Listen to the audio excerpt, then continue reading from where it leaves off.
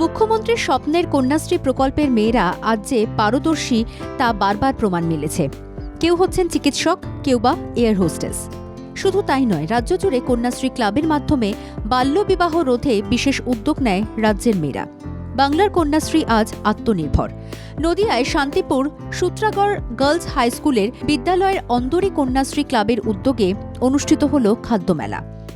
তবে বাইরের কোনো স্টল নয়, স্কুলের ছাত্রীরাই তাদের নিজেদের হাতের তৈরি খাবার নিয়ে অংশ নেয় এই খাদ্যমেলায়। প্রায় ৩০টি স্টল ছিল সেখানে। ছাত্রীরা বাড়ি থেকে তৈরি বিরিয়ানি, চিকেন চাপ, রুটি, আলু কাবলি, ফুচকা, পকোড়া, মিষ্টি সহ নানান রকমের খাবার নিয়ে পসরা সাজিয়ে বসে।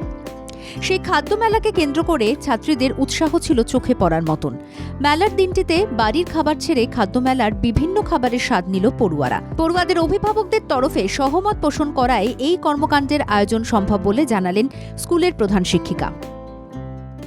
বিদ্যালয়ের কন্যাশ্রী ক্লাব থেকে এবছর একটা প্রস্তাব এসেছিল যে মেলাটা করা যায়। সেখানে মেয়েরাই, আমাদের স্কুলের মেয়েরা, ওরাই খাবার তৈরি করে এনে বাড়ি থেকে আজকে ওখানে বিক্রি করছে স্টল দিয়ে।